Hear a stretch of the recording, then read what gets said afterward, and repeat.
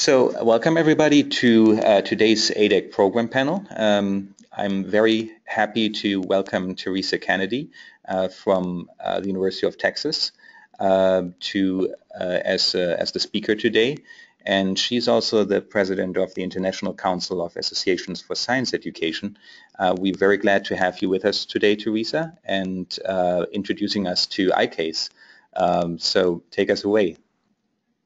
Great. Thank you so much, Oliver. It really is an honor to be here with you today and your group, and a nice introduction that you provided to me before we came online about the ADEC, and so it's a real honor to be here to talk with you all today. I'd like to just take a few moments to explain to you about the organization that I represent, which is ICASE, the International Council of Associations for Science Education, and give you a little bit of an explanation about what ICASE is and what we aim to do. So first of all, ICASE is an international umbrella organization.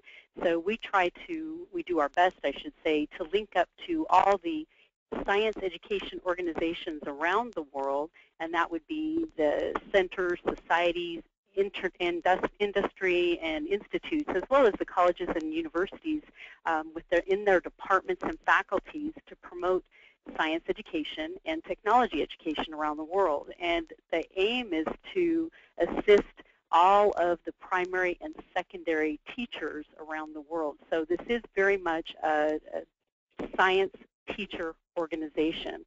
And we call ourselves an umbrella organization because we actually work with the leadership of science education organizations around the world. So ICASE was created in 1972 by the United Nations Educational, Scientific, and Cultural Organization, UNESCO, that had the idea that they needed to have some kind of a mechanism to facilitate communication in regard to all of the fantastic research and educational outreach activities that were happening around the world. In their opinion, at that time in 1972, they felt that there were very high-quality educational activities occurring in science education in many countries around the world, but other countries that did not have connections, whether they could do that online, obviously not very well in the 70s, but to try to connect and find out what was happening around the world.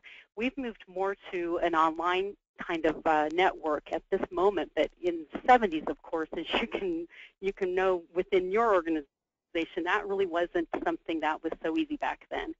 So at that time, UNESCO brought together leaders from around the world, and they did this with the help from the International Council for Science. So ICSU is, again, an umbrella organization, and you may be familiar with some of the organizations that are a part of ICSU, such as the International Union for Pure and Applied Chemistry, as well as for physics, and the International Union of Biological Sciences. So these organizations came together and discussed at a strategic meeting in Asia, in Malaysia actually, how they could form a new organization that could serve as an umbrella or a mechanism to bring together all of these wonderful ideas that were floating around nationally to a more regional and international level.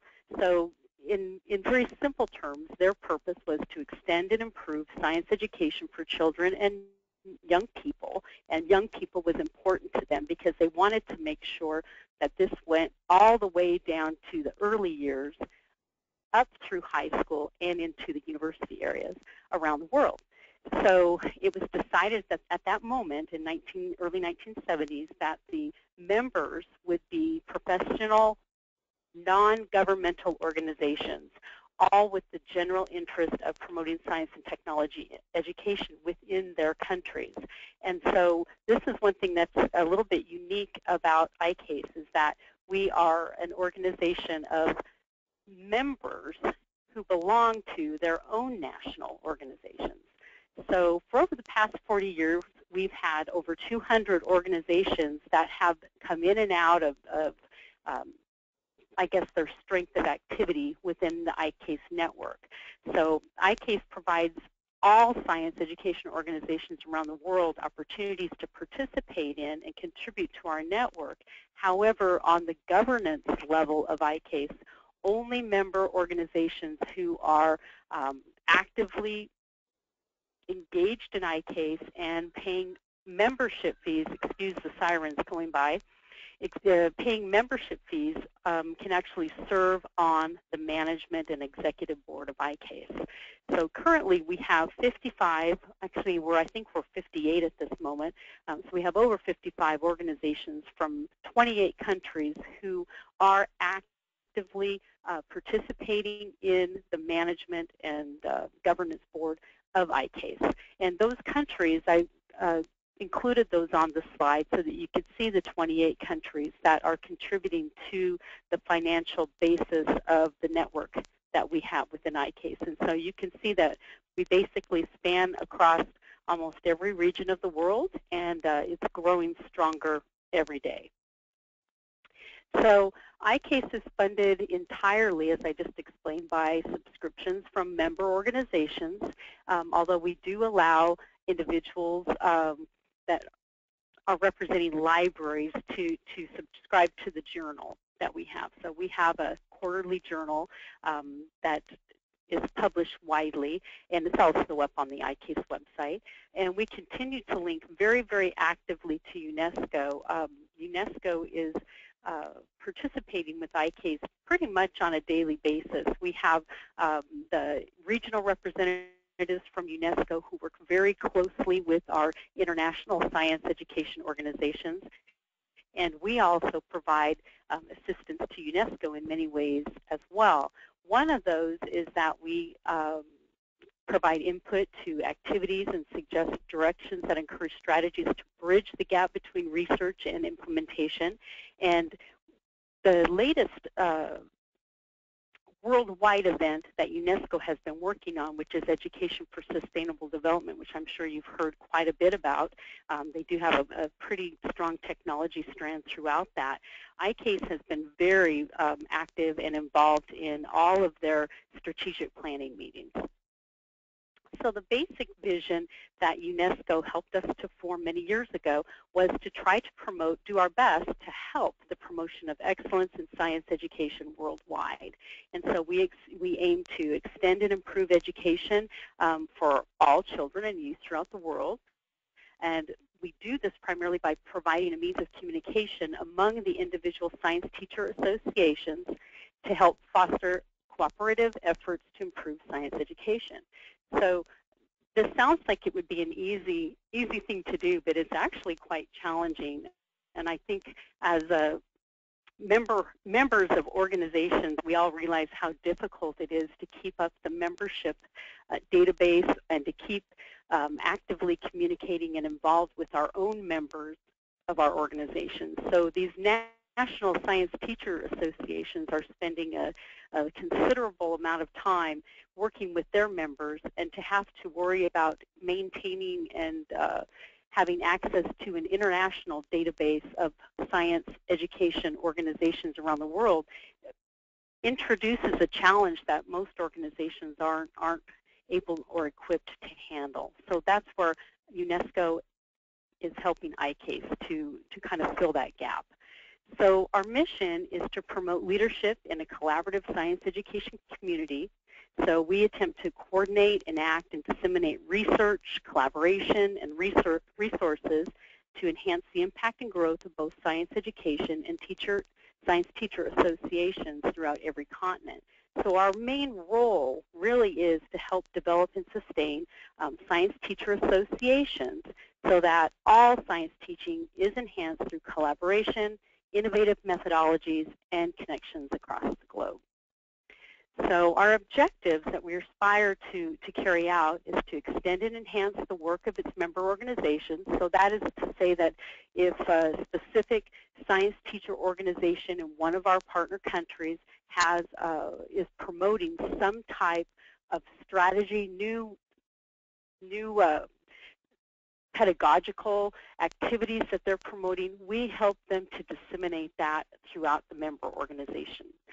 We provide and support activities and opportunities to enhance formal and non-formal science and technology education worldwide through that mechanism. And we help to establish and maintain an international communication network to try to bring everybody together. Many times, an example of that would be many times we have organizations that come on board and send the management of ICASE messages asking to connect specifically to other countries who have expertise in areas that they seek to enhance nationally. And then what we do is we connect the leadership up of those science teacher organizations. We also encourage and support the establishment and development of professional development. And within these organizations, for example, right now in Asia, we've got a professional development activity that's occurring within professional science and technology organizations working in Thailand. Oh, and also, I forgot an important one. We also work very closely with many countries that are working to establish a science teacher organization and don't yet have one. So what we do in that type of a situation is we work with the government. It's usually through the ministries. We've got 2 of those in progress right now, where we're working with them and we share the strategic plans and bylaws of many of the other partner organizations that would have similar situations to their country and help them to establish their own science teacher organization.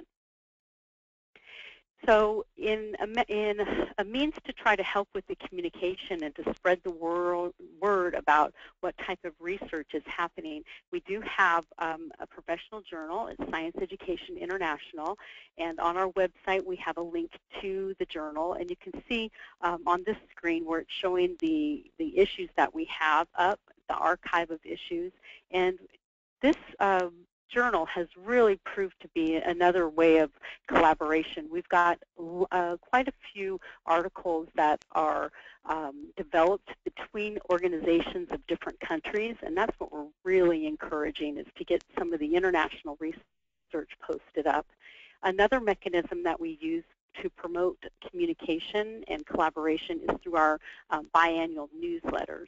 And so on our website as well, you can see the newsletters, and the contributors to the newsletters are basically the science teacher education organizations. So we tend to focus on promoting their events, promoting the activities that they are trying to accomplish, help them to get broader I guess, communication out there so that others know about the potential events and professional development opportunities that they could attend at these events. And then we also, of course, articulate a lot of the summary and outcomes of these meetings within our newsletters. So again, the main points that ICASE is working to achieve would be to assist with the organization of conferences, symposia, and workshops. For example, one that might be of interest to all of you right now, we're working on a Latin America event which will be held in Jamaica very soon after the new year. And so this organization specifically asked ICASE to help them to come in and organize a large event. So that's where we bring the expertise and efforts of many of our partner organizations who are able to come on board and help them to get this organized and executed. We also provide awards in recognition of outstanding service to science education, and these are typically awarded at our World Science and Technology Education Conferences that occur every 3 years. So our partner organizations provide the nominees for these awards, and then the organizations vote on it within our General Assembly, and then they are awarded. So these are really quite prestigious awards that really hold a lot of impact for our partners around the world. We also produce and assist with the exchange of teaching resources. So several of our partner countries have needed a mechanism to share the information that they have created, and so we help them by posting it up on our website and providing links to everyone around the world. We also help business and industry to form partnerships to support and interact with science and technology education.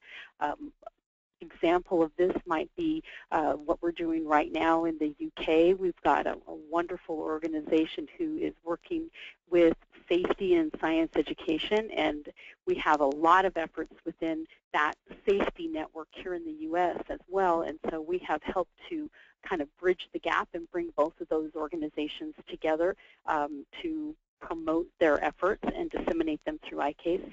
We also promote science and technology education research and its application to teaching. We're constantly looking for international grant proposals that we work together with our partner organization members and write proposals. We've been very successful in Europe. We've had several European Union proposals funded, and through those efforts we have been testing and disseminating a lot of the science education research throughout the world. We promote the exchange of science teaching personnel, and of course we participate with UNESCO and other organizations in the international movement to address the challenge of providing appropriate science and technology education for all, which is, this education for all is a strand that UNESCO has followed for many, many years. So the governing body of ICASE is its General Assembly that I was just speaking about, which consists of one delegate from each member association, together with any members of the executive committee who are not delegates. Every world conference that we have a large-scale meeting where this is where the voting occurs through the General Assembly. The governing body delegates the operation of ICASE to an elective executive committee comprising of a president, that's what I'm serving in right now, president-elect, past president, secretary, and treasurer, and up to 8 members elected on a geographical basis. The executive committee has the power to appoint chairmen of standing committees to further specific ICASE activities. And so our efforts really focus on ensuring that we have a very, very international perspective. So through our management committee and our regional representatives and chairs of standing committees, we try to ensure that we have representation from around the world and not let any specific country dominate conversation or aspects that they deem are important. Okay, so once again, we don't have individual memberships. An individual person doesn't pay a membership fee to be a part of ICASE. Instead, it's science teacher organizations who then do pay membership fees if they choose to be in the governance of ICASE, and that is how they join the organization. So right now, our management committee, as you can see on this screen, we consist of representatives from the U.S., from Nigeria, from Turkey, Estonia, and New Zealand. And then, of course, we also have regional representatives from each of the regions around the world. And so we have representatives from Nigeria, from the UK, from Japan, from Brazil, from the US, and again from Australia. We also have several standing committees, and we again try to ensure that we've got representation around the world, and importantly that we include safety and science education as well. We also have several strands that really focus on the university liaison to the K-12 educator. And so as you can see, we have standing committees that focus on sustainability and environmental education, as well as some of our management issues, which would be with in regard to world conferences and our world headquarters coordinator. Right now we are working to establish our world headquarters in Ireland. And we allow our, or I should say we invite our journal editors as well to be a part of our standing committees and management of ICASE. So one of the exciting aspects that we're working on right now on how do we actually help countries discuss and negotiate through specific topics regarding science education and the implementation of science education is through our science and technology education centers. So we have established centers in Europe and in Asia. One center is in the process of being established in Brazil.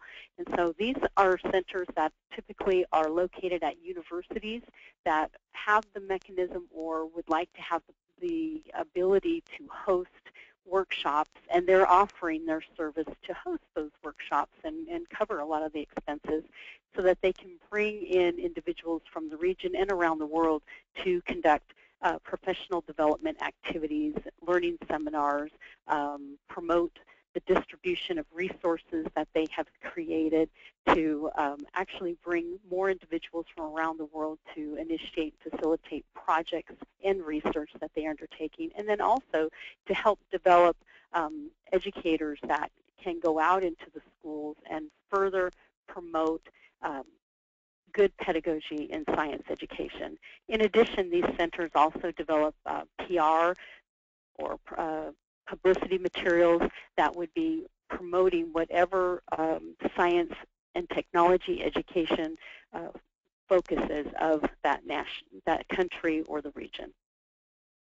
So again, the ICASE vision is all centered around excellence in science, technology, education, and the ICASE mission is all focused on leadership in promoting science and technology education.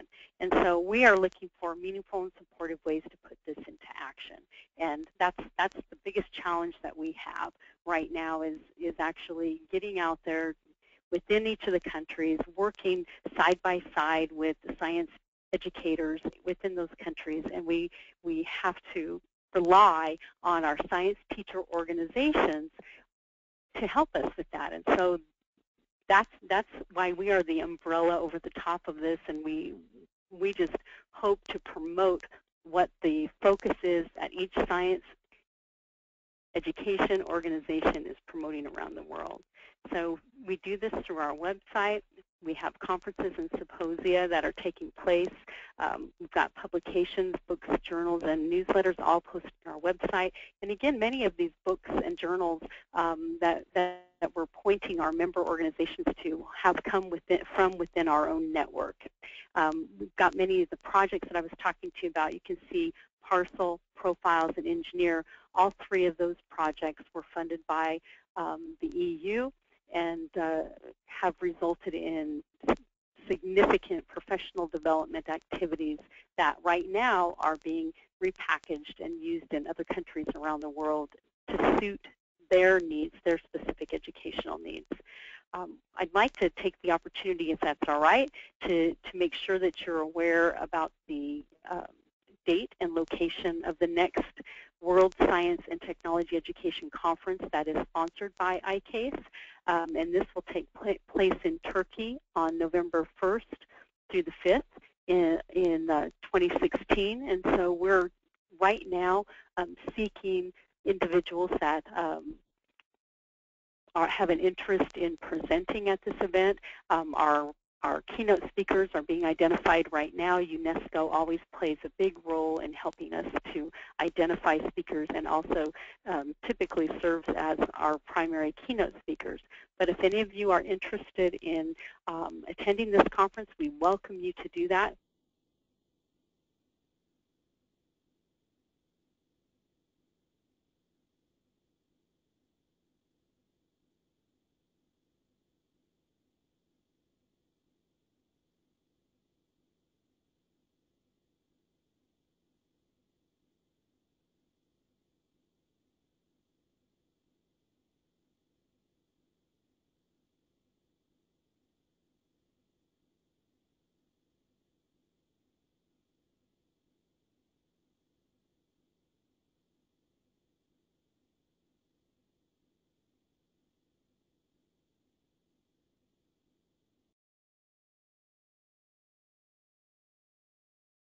Oliver, are you able to hear me at this point?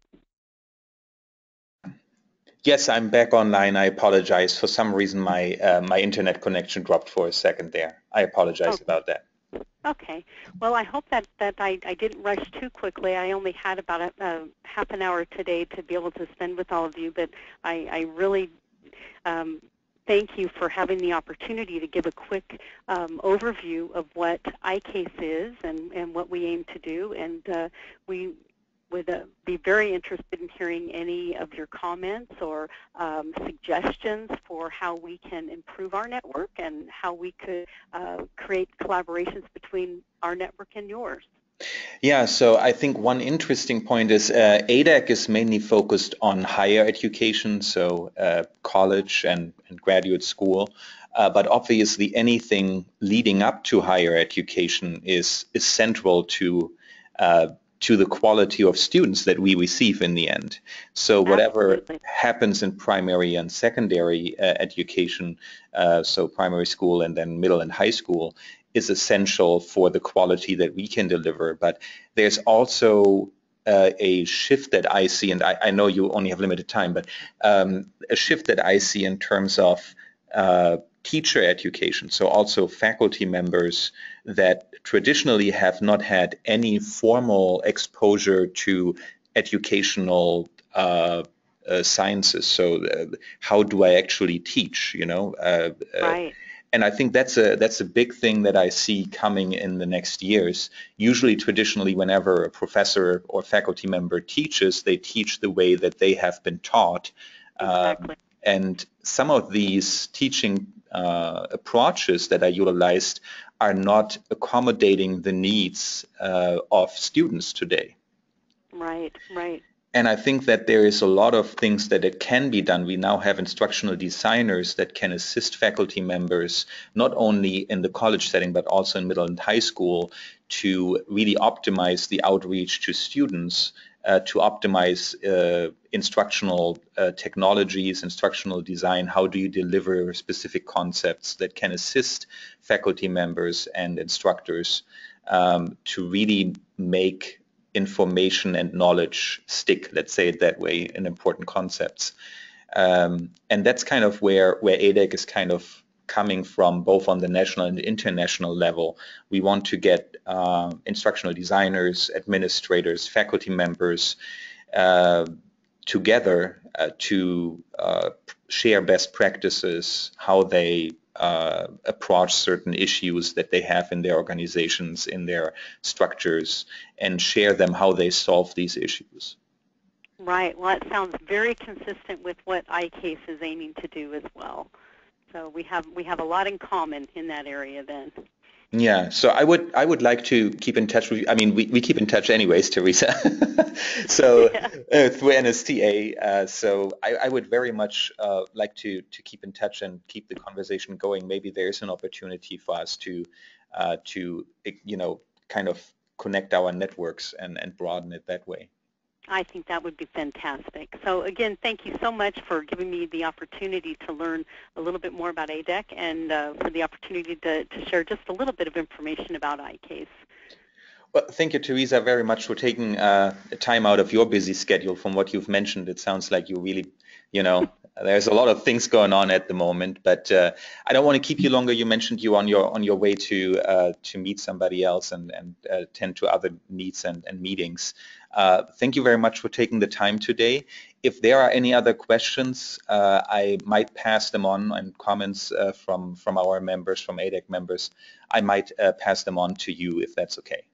Fantastic. I look forward to hearing from you. Thanks again, Oliver. Bye-bye. Okay, thank you very much, Teresa. Bye.